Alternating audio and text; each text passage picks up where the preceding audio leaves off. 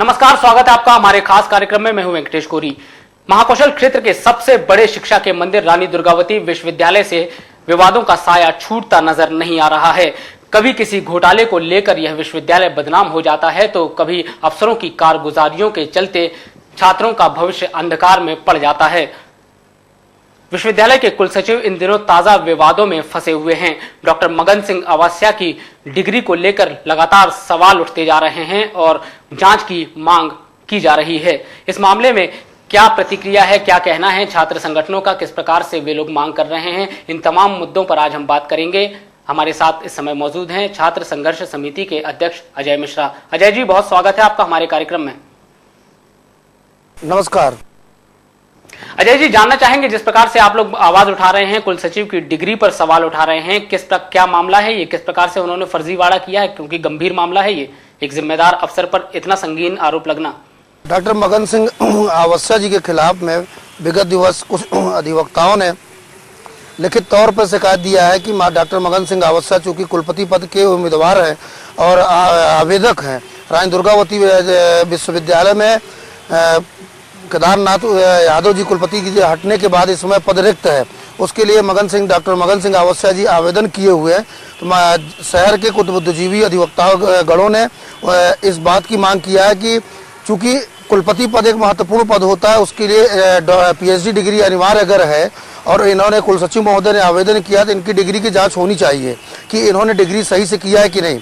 साथ ही साथ इनके खिलाफ कितने मामले चल रहे हैं, कितने विश्वविद्यालय में पदस्थ थे, वहाँ पे इनके खिलाफ कौन कौन सी एजेंसियों में कितने मामले जांच में पेंडिंग पड़े हुए हैं या जांच चल रही या इनको दंडित किया गया। इसके साथ ही इन्होंने किसी समाचार पत्र में यह भी कहा कि हमने सागर विश्वविद्यालय से पीएचडी किया था। जैसा कि जानकारी आई है कि वहाँ पे भी इनके थीसिस को लेकर लगातार विवादित मामला बना हुआ था। इसके साथ ही इन्होंने वहाँ पे डिप्टी रजिस्ट्रार के पद पे पदस्थ से, ऐसा समाचार पत्र से ही जानकारी मिली है। तो कोई व्यक्ति वहाँ नौकरी करते हुए और खुद ही पीएचडी वहाँ का स्टूडेंट बन के दोनों कार्य कैसे हो सकते हैं, ये गंभीर विषय है। इस विषय पे शहर की जनता, संभाग की जनता जानना चाहती है कि डॉक्टर मगन सिंह अवस्थिया जी ने इस तरीके के अगर दोहरे लाभ लिया है तो इसके अलावा भी उन्होंने अपने नौकरी में डॉक्टर डिग्री का किस तरीके से उपयोग किया है और इन्होंने कहीं ना कहीं डॉक्टरेट का पदनाम लेके संबोधन में पद का अपना बायोडेटा को मजबूत किया है। इन विश्वविद्यालयों के में लगातार इनकी अलग अलग विश्वविद्यालयों में पदस्थापना होती रही है, तो वहाँ पे इनकी आर्थिक रूप से कोई लाभ तो नहीं लिया है। ऐसे तमाम चीज़ें हैं जो उस विषय के जांच का मामला है और जांच होना चाहिए। अगर किसी ने आपत्ति दर्ज किया है तो हर व्यक्ति की जांच करना जायज़ है, इसमें किसी को किसी प्रकार की आपत्ति नहीं करना चाहिए। इसके पूर्व भी विवादों की काफी स्थिति बनी है, लगातार कुलसचिव पर सवाल उठते रहे हैं। नेक के निरीक्षण के दौरान की खरीदी को लेकर भी लगातार जो है आरोप प्रत्यारोप का दौर चलता रहा है। जानना चाहेंगे किस प्रकार की खरीदी उस समय हुई थी, किस प्रकार के आरोप आप लोग लगातार लगाते आ रहे हैं। रानी दुर्गावती में कई वर्ष पूर्व भी कंप्यूटर घोटाला हुआ था। वेंकटेश जी, आपको पता है, आपने भी समाचार पत्रों को अपने न्यूज चैनल के माध्यम से चलाया भी था उस समय, कि जिसमें M.K. राय साहब थे रजिस्ट्रार और उनसे रिकवरी हुई, लोकायुक्त ने रिकवरी किया, ईओडब्ल्यू में भी जांच चली गई। जांच होने के बाद जितने भी उसके कड़ी थी, सब कड़ियों से पैसा वसूली की गई है। इसमें कोई दो मत नहीं है कि जो वर्तमान समय में नैक कराया गया है, 1 वर्ष पहले प्रपोजल भेजा गया था, 2015-14 में प्रपोजल भेजा गया, 2015 में दिसंबर में नैक, जनवरी में नैक हुआ। नैक की जो रिपोर्ट आई है, रिपोर्ट को अगर हम दरकिनार कर दें, करोड़ों रुपए खर्च किया, लगभग 7 से 8 करोड़ रुपए खर्च करने के बाद भी रानी दुर्गावती विश्वविद्यालय को बी ग्रेड प्राप्त हुआ। जबकि आपको बता दूं कि 2009 के आसपास या उसके पहले तात्कालिक कुलपति एसएम खुराना जी थे, उन्होंने कराया था, उस समय भी बी ग्रेड था, लेकिन करोड़ों रुपए खर्च नहीं हुए थे। अब उसमें खरीदी की गई है, 79 कंप्यूटर खरीदे गए हैं जिसकी कीमत लगभग 45 से 55 लाख रुपए है। इसकी उपस्कर राशि 55 लाख रुपए है। स्मार्ट क्लासरूम के नाम पे 1 करोड़ रुपए खर्च किए गए। कंप्यूटर और उसकी उपस्कर राशि मानी जाए तो एक कंप्यूटर की कीमत 1,11,000 रुपए पड़ती है। ऐसा कंप्यूटर किस काम का विश्वविद्यालय में, शायद हमने अपने अभी तक के रिसर्च का और राजनीतिक जीवन में 1,11,000 का कंप्यूटर मैंने नहीं देखा था। इसकी जाँच होना चाहिए। नेक में पर्दे मध्य प्रदेश लघु उद्योग निगम के माध्यम से बताया गया है लघु उद्योग में वेंकटेश जी बताना चाहूंगा कि भोपाल से लघु उद्योग से खरीदी हुई है 9 लाख कुछ हजार रुपए के 1200 पर्दे खरीदे गए हैं। आखिर जबलपुर में खुद ही कपड़ा व्यवसायी है, यहाँ सब कुछ उपलब्ध है, आखिर भोपाल से खरीदने का क्या तुक है? वो पर्दे पूरे आए हैं कि नहीं आए हैं? विश्वविद्यालय में पर्दे तो कहीं दिख नहीं रहे हैं। आखिर ये तो अभी 2 मामले 3 मामले, इसके अलावा मेंटेनेंस के नाम पे, साफ सफाई के नाम पे, पुताई के नाम पे खरीदी के, और भी कुर्सी मेज सब खरीदी में करोड़ों रुपए पानी की तरह बहाया इन्होंने 1-2 महीने के अंदर। आपको बता दें कि आधिकारिक रूप से कुल सचिव को 20,000 रुपए से अतिरिक्त खर्चा करने का अधिकार नहीं है, और मैं कुलपति को अधिकतम पावर 5 लाख रुपए, उससे ज्यादा वो बगैर कार्य परिषद की बैठक के या शासन की अनुमति के खर्चा नहीं कर सकते। आखिर करोड़ों रुपए की खरीदी, सामान खरीदा, पेमेंट कर रहे हैं, किससे अनुमति लिया था? बगैर किसी के अनुमति के आपने कैसे इतना बड़ा कदम उठा दिया कि करोड़ों रुपए खरीदी हम कर रहे हैं, लेकिन हम अपने अपेक्स बॉडी कार्य परिषद से अनुमोदन नहीं। पिछली बैठक में बिल आया, कार्य परिषद सदस्यों ने मना कर दिया, इसके पहले भी आया था, उनने भी मना कर दिया कि भाई आपने खरीदी किया, आपका निर्णय, ऑडिट रिपोर्ट आई, ऑडिट रिपोर्ट में कहीं उल्लेखित नहीं है। तो निश्चित तौर वेंकटेश जी, निश्चित तौर पे पानी की तरह बहाया गया पैसा। अभी रीवा में नेक होना है, उज्जैन में विगत दिनों उज्जैन विक्रम विश्वविद्यालय में हुआ, 12 लाख रुपए में नेक कराया गया है। ग्वालियर में 80 लाख रुपए में कराया गया है। बाकी इंदौर में करोड़ों रुपए के अंदर में काम हुआ, लाखों में। लेकिन इस विश्वविद्यालय में ऐसा क्या किया इन लोगों ने कि 8 करोड़ के आसपास खर्च किया। और आप अगर देखना चाहें तो विश्वविद्यालय की दुर्गति देख लीजिए, इन्होंने वाईफाई खरीदा, एक भी छात्रों को वाईफाई की सुविधाएं नहीं है। मास्टर क्लासरूम, एक भी क्लास में कंप्यूटर रूम चालू नहीं है। जितने कंप्यूटर दिए गए थे कंप्यूटर आधे से ज्यादा बंद पड़े हैं। आपको बता दें, पुताई आप देख नहीं सकते। पूरा विश्वविद्यालय का जो अगर सुंदरता की बात करें तो वहां पे जंगल राज हो गया है। वहां पे चारों तरफ घास फूस पूरे व्याप्त है, सांप बिच्छू निकलते हैं, चोरियां होती हैं। आपने सुना भी चौकीदारों को रखा था नेक में दिखाने के लिए, चौकीदार भी चले गए। पैसे को पानी की तरह लुटाया गया है। इसमें लोग लोकायुक्त में भी गए हैं, ईओडब्ल्यू में भी गए हैं। इसकी भी विधिवत जांच होगी। निश्चित तौर पे जिम्मेदार अधिकारी इसमें आरोपों को घेरे में आएंगे और उनके ऊपर कार्रवाई होगी। अजय जी, लेकिन सबसे बड़ा सवाल ये है कि जिस प्रकार से कुल सचिव पर लगातार आरोप लग रहे हैं भ्रष्टाचार से लेकर फर्जी डिग्री के मामले को लेकर, उसके बावजूद छात्र संगठनों का खामोश होना आपको कितना हैरान कर देने वाला मामला नहीं लगता, जिस पर उसके बाद भी तमाम जिम्मेदार खामोशी ओढ़े हुए हैं? नहीं, कुछ छात्र संगठन अगर विरोध नहीं कर रहे हैं तो ये अलग विषय है, लेकिन भर्ती प्रक्रिया का अगर मामला लेंगे तो भर्ती प्रक्रिया में सभी छात्र संगठनों ने विरोध किया। नेक में आर्थिक मामले को लेकर लगभग सभी संगठनों ने, किसी ने कम किया, किसी ने ज्यादा किया, बराबर चल रही है। हम लोग लोकायुक्त में भी गए, ईओडब्ल्यू में भी गए हैं, खरीदी का मामला लेके पूरे मामले की हम लोग जांच की मांग कर रहे हैं। और कौन कर रहा है कौन नहीं कर रहा है हम लोग के लिए महत्वपूर्ण विषय नहीं है। हमें लगता है कि हमारे जैसे तमाम साथी हैं, उनको लगता है कि ये गलत हो रहा है, तो छात्र हित में वो विरोध में आ रहे हैं। उसके लिए किसी भी स्थिति तक जाने के लिए तैयार हैं प्रशासन द्वारा। अब तो हालात ये हैं कि कुछ लोग फर्जी नियुक्ति का पत्र लेकर भी विश्वविद्यालय पहुंच रहे हैं ज्वाइनिंग के लिए। विश्वविद्यालय में भर्ती मामला इतना विवादों में हो चुका है, शहर का कोई भी वर्ग, कोई भी जिसके पास संगठन होगा, कोई भी संगठन का व्यक्ति, कोई भी जनप्रतिनिधि इस भर्ती को भरने के लिए कोई नहीं कह रहा है। लेकिन जब प्रमुख संगठन या छोटे मोटे भी संगठन कोई पक्ष में नहीं है तो विश्वविद्यालय के कुल सचिव क्यों पक्ष में है? आखिर शहर के लोग उसमें आवेदक हैं, संभाग प्रदेश के लोग आवेदक हैं। अगर वो कह रहे हैं कि भर्ती, पूरी प्रेस जगत कह रही है कि भर्ती प्रक्रिया में गड़बड़ी है तो आप उसकी जांच क्यों नहीं करा रहे हो? आप बोल रहे भर्ती करेंगे। आप चूंकि आप प्रशासनिक अधिकारी हैं, कुल सचिव महोदय, उनको लगता है कि मेरे से बड़ा कोई योग्य आदमी नहीं है, तो योग्यता आप दरकिनार करिए। शहर संभ्रांत है, यहाँ के लोगों को पता है कि भर्ती में वहाँ के कर्मचारी टॉपर लिस्ट में है, तो विरोध कर रहे हैं। कोई भी व्यक्ति आज तक एक ज्ञापन में नहीं, 1 साल बीत गए, किसी व्यक्ति ने शिकायत नहीं किया भर्ती किया जाए। लेकिन ये कह रहे हैं भर्ती किया जाए। मैं आपको यहाँ रोक रहा हूँ, आपसे मैं ये जानना चाहता हूँ कि इतने सारे विवादों से जुड़े हुए हैं, लगातार उनका नाम बदनाम होता जा रहा है कुल सचिव का, और इसके साथ साथ विश्वविद्यालय का, और उसका सीधा प्रभाव लाखों विद्यार्थियों के भविष्य पर भी पड़ रहा है, उनकी डिग्री पर भी पड़ रहा है, उनके आने वाले कल पर भी पड़ रहा है। क्या आपको ऐसा लगता नहीं कि किसकी शह पर कुल सचिव जो है लगातार इन तमाम चीजों को अंजाम देते आ रहे हैं? क्या कोई प्रभावशाली व्यक्ति उनके पीछे है जो सपोर्ट कर रहे हैं? वेंकटेश जी, चाहे इलेक्ट्रॉनिक मीडिया चाहे प्रिंट मीडिया, और लगातार विश्वविद्यालय गलतियों को उजागर कर रहा है और छात्र संगठन भी कर रहे हैं, या शहर के जागरूक लोग भी कर रहे हैं। इन सब लगातार विश्वविद्यालय के विवादों में आने से विश्वविद्यालय की छवि जो है वो धूमिल हो रही है। इससे छात्र यहाँ से प्रवेश लेने में वंचित हो रहे हैं। तो निश्चित तौर पर प्रशासनिक अधिकारी यहाँ के कुल सचिव होते हैं, और कुल सचिव के ऊपर जब सीधे तौर पर आरोप लग रहे हैं, जैसे कि लोग अब भर्ती का लेटर लेके चले आ रहे हैं, लगातार समाचार पत्रों में और शिकायतें मिल रही हैं, आखिर भर्ती हुई नहीं, भर्ती का लेटर कैसे ज्वाइनिंग लेटर मिल गया? अब विश्वविद्यालय उस पर FIR क्यों नहीं कर रहा है? अगर ऐसी कोई गलतियां हुई तो FIR करे। तो जिसके ऊपर FIR होगी वो आदमी खुद आके थाने में बयान देगा कि अगर उसने किसी को पैसा दिया, किसी ने लेटर दिया, तो सब दूध का दूध पानी का पानी हो जाएगा।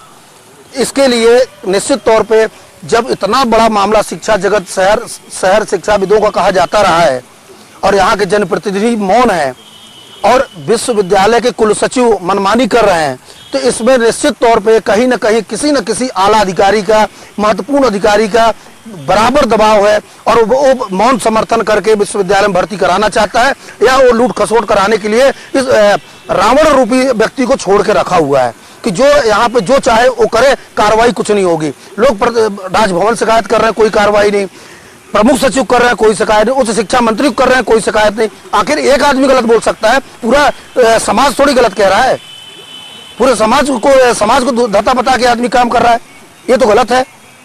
इस बात पे कार्रवाई होना चाहिए। आप छात्रों के आंदोलन को करीब से जुड़े हुए हैं, मेन स्ट्रीम के आंदोलनों से जुड़े हुए हैं, लगातार करते भी रहते हैं, और जहां अन्याय होता है आप छात्रों के हित को लेकर कहीं ना कहीं आंदोलन के रूप में आपकी सहभागिता होती है। क्या आपको ऐसी आवश्यकता महसूस होती है कि आज की तारीख में जिस प्रकार से हालात बिगड़े हैं विश्वविद्यालय के, जनप्रतिनिधियों को एकजुट होकर इसके खिलाफ आवाज उठानी चाहिए, विश्वविद्यालय की अव्यवस्थाओं को दूर करने में उनको दखल देना चाहिए?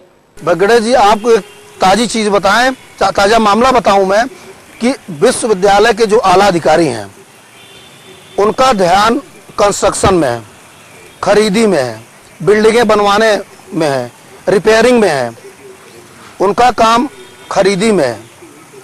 उनका ध्यान छात्रों की पढ़ाई को लेकर बिल्कुल नहीं है। छात्रों की कहीं बात आती है तो फीस वृद्धि कर दी जाती है, छात्र हित की आड़ में पूरे काम हो रहे हैं, लेकिन छात्रों के लिए कोई भी सुविधाएं उपलब्ध नहीं है। टाइम पे परीक्षाएं नहीं हो रही, टाइम पे रिजल्ट नहीं आ रहा है। उसके बाद छात्र, अभी युवा महोत्सव चल रहा है, इनविटेशन कार्ड तक नहीं छप पाया। आखिर छात्रों के पैसे से छात्रों को लाभ देने न देने के पीछे मंशा क्या है? और आपको बता दूं, यूटीडी एक रिसर्च सेंटर होता है, यूनिवर्सिटी कैंपस बहुत बड़ा केंद्र होता है शिक्षा का। उस जगह पे पिछले 5 सालों में लगातार छात्रों की संख्या में गिरावट आई है। तो जब छात्रों की संख्या घट रही है तो आप पढ़ाने के लिए प्रयास न करके आप कंस्ट्रक्शन में ध्यान दे रहे हैं, कर्मचारियों भर्ती में लगे जा रहे हैं। पढ़ाने कर्मचारी किस लिए चाहिए? वैसे इस पूरे मामले में कुलपति की क्या भूमिका है? हालांकि प्रभारी हैं डॉक्टर अलका नायक, उनकी क्या भूमिका है? अगर चाहें तो वो भी दखल देके व्यवस्थाओं को दुरुस्त कर सकती हैं, और जहां पे जांच की जरूरत है वहां उन मामलों को जांच के हवाले भी किया जा सकता है। उनका रुख क्या है इन पूरे मामलों में? पूरे मामले में कुलपति महोदय को पूरे अधिकार हैं, और उनके आदेश में प्रभारी शब्द नहीं लिखा है, वो हमने देखा भी है।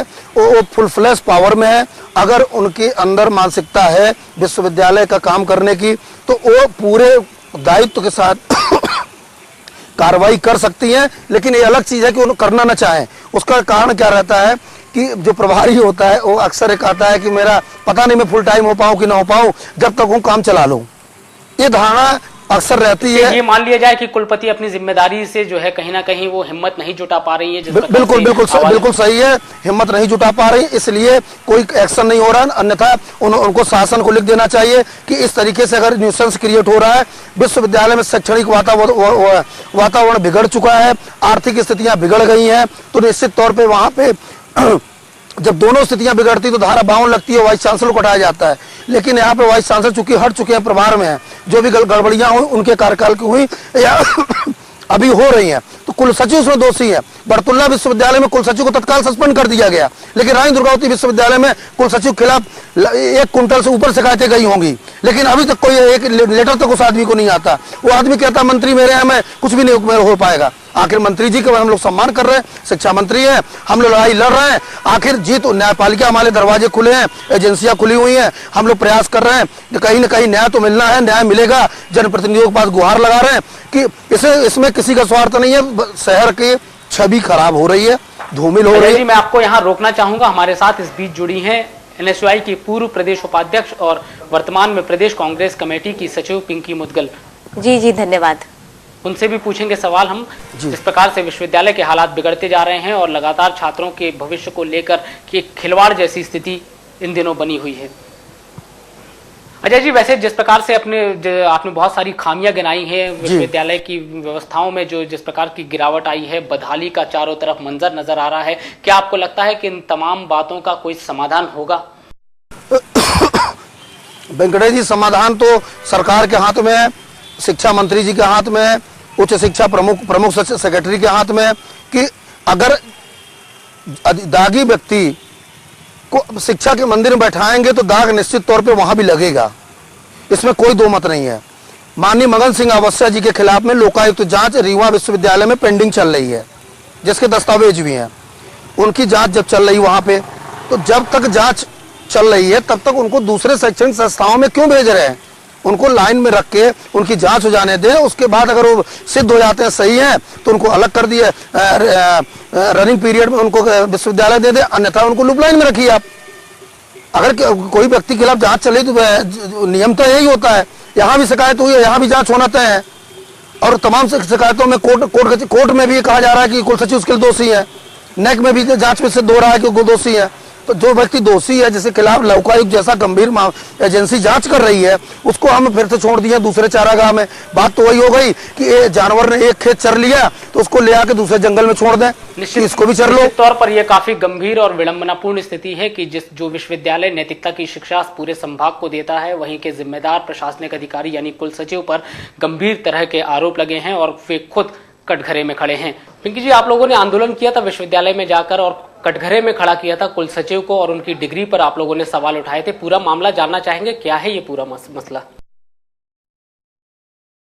जैसा कि हम सभी को पता है कि रानी दुर्गावती विश्वविद्यालय, जो कि हमारे पूरे देश के लिए कितनी गर्व की बात थी कि ऐसी विश्वविद्यालय हमें प्राप्त हुआ, लेकिन कुछ लंबे समय से उसकी छवि को धूमिल करने के लिए, विश्वविद्यालय को बिल्कुल पूरे तरीके से ध्वस्त करने के लिए, खासकर इसमें जो मेन रोल चल रहा है रजिस्ट्रार साहब का चल रहा है, उनकी खुद की डिग्री पे सवाल उठे हुए, जब वो अपनी डिग्री की सच्चाई नहीं सामने ला पा रहे तो वो आगे क्या कर रहे होंगे, हम सब आप किसी से भी नहीं छुपा है। विश्वविद्यालय में अगर इस तरीके का रजिस्ट्रार है तो उसको तत्काल प्रभाव से जांच कमेटी बना के हटाया क्यों नहीं जा रहा, ये हम जानना चाहते हैं, जो कि इतने बड़े लेवल पे घोटाला करते आ रहे हैं। कर्मचारियों की दैनिक वेतनभोगी कर्मचारियों की जो नियुक्ति हुई, उसमें भी जब हमने उनसे सवाल पूछे तो उनके पास किसी भी प्रश्न का कोई उत्तर नहीं है। किसी भी, उनका तो कहना यह है या तो मुझे हटा दिया जाएगा या मैं दूसरी जगह रजिस्ट्रार बन जाऊंगा। माने किसी भी प्रकार का ना उन्हें कोई डर है, ना उन्हें जो इतना बड़ा लेवल पर भ्रष्टाचार किया है उससे उन्हें कोई फर्क पड़ रहा है।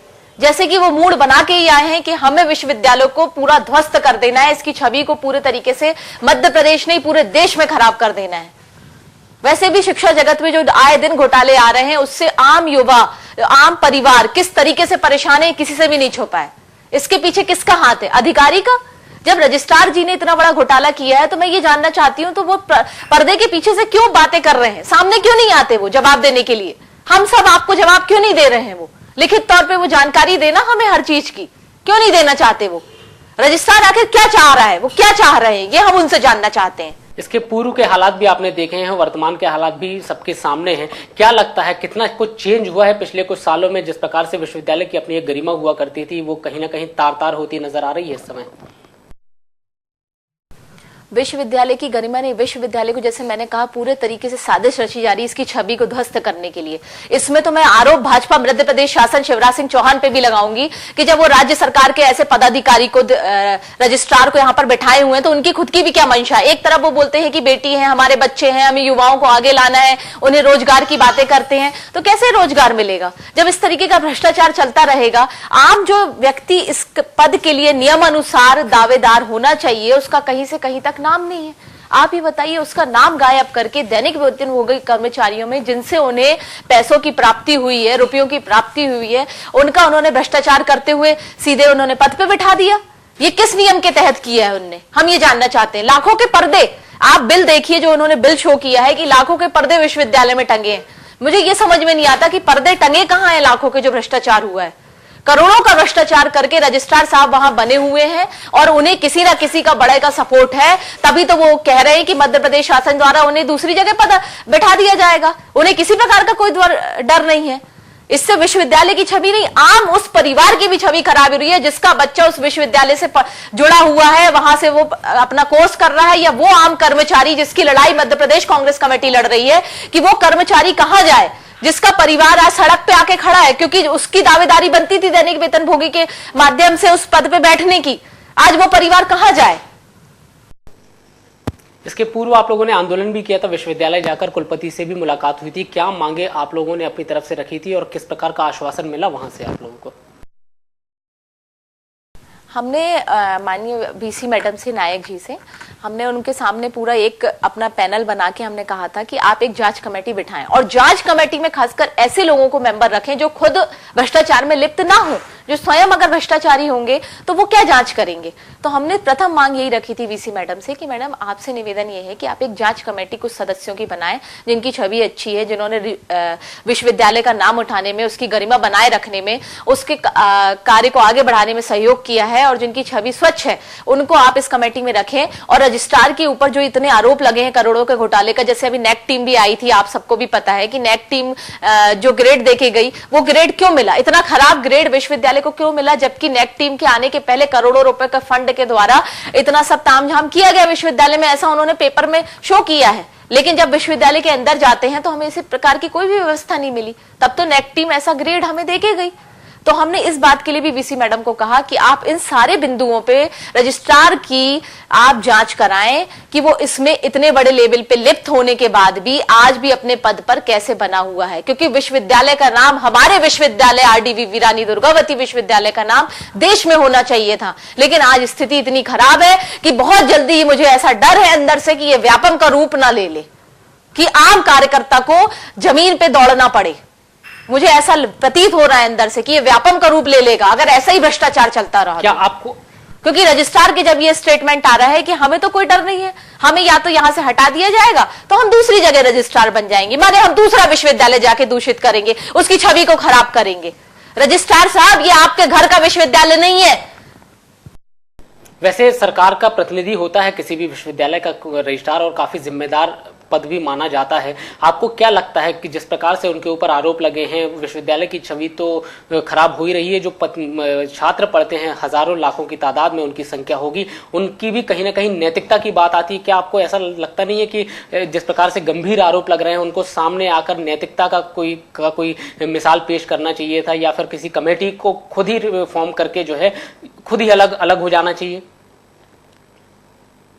जांच पूरी होने तक? आपसे पूर्व में भी कहा एग्जैक्टली, जी एग्जैक्टली हम आपसे यही बात मैं भी करना चाह रही थी कि बीसी मैडम को भी हमने जब गए थे तो समय दिया था, नहीं तो हम यूनिवर्सिटी का बहुत जल्दी शुद्धिकरण करेंगे और हम उसके सामने जाके बैठ जाएंगे जब तक कि हमारा विश्वविद्यालय स्वच्छ नहीं हो जाता है। ऐसे लोग जो कि विश्वविद्यालय की गरिमा को खराब करने के लिए पूरी साजिश रच रहे हैं, उनको बाहर नहीं कर दिया जाता, ना कि इस विश्वविद्यालय से बल्कि सारे विश्वविद्यालय से उनको पद से हटा देना चाहिए, जिसमें वो और विश्वविद्यालयों में भी इस तरीके के जो वातावरण का माहौल का निर्माण न कर पाए। उसके लिए हम सबकी लड़ाई बिल्कुल जारी है। हमने कुछ समय का जो दिया था बीसी मैडम को, उसके जाके बस कुछ दिन बाद हमने जो बोला था कि 15 दिन के अंदर अगर कोई कार्रवाई या जांच कमेटी बैठ के इनके ऊपर कार्रवाई नहीं होती है तो हम अपना आगे स्टेप उठाएंगे। इसको हम ऊपर दिल्ली तक लेके जाएंगे इस पूरे मुद्दे को, क्योंकि इस तरीके से हम अपने विश्वविद्यालय को, छवि को खराब नहीं होने देंगे। आज जबलपुर का संस्कारधानी जिसको नाम दिया जाता है, आसपास के भी जिले से सारे बच्चे यहाँ से जुड़े हुए विश्वविद्यालय वो आते हैं। इतना भ्रष्टाचार है विश्वविद्यालय के अंदर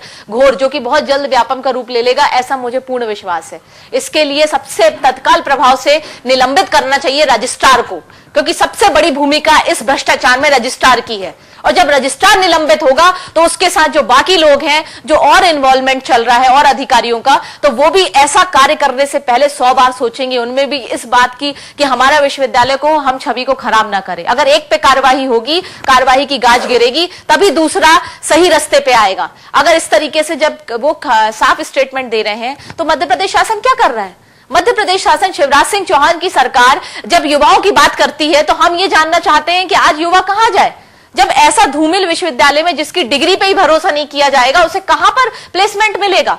आम कर्मचारी जो वहां दैनिक वेतनभोगी सालों से संघर्षरत है, आज नियम के तहत जिसकी वहां पर कर्मचारी की उस परिवार के साथ कांग्रेस कमेटी है, जिसकी वहां पर उस पद को नियुक्ति होनी चाहिए थी और उस व्यक्ति को नियुक्ति नहीं मिली है, उसके साथ अन्याय हुआ है, उस सबके साथ कांग्रेस कमेटी खड़ी हुई है। और हम रजिस्ट्रार के खिलाफ बिल्कुल लामबंद है। अगर रजिस्ट्रार के खिलाफ अब जल्द से जल्द कार्रवाई नहीं होती है तो हम सड़कों पे उतर आएंगे, ये हमारा वादा है। वैसे मध्य प्रदेश की जनता से लेकर पदस्थापना, उनके अन्य मसलों पर जो भी फैसला लेती है वो राज्य सरकार लेती है। और आप लोग जबलपुर में आंदोलन चला रहे हैं, आपको नहीं लगता कि इस मामले में कहीं ना कहीं प्रदेश स्तर पर आवाज उठाने की आवश्यकता है, शासन स्तर पर चर्चा करने की आवश्यकता, शिक्षा मंत्री से लेकर जो प्रमुख सचिव होते हैं उनसे भी डिस्कस करके इस मामले को ज्यादा, उनसे न्याय की गुहार लगाई जा सकती है?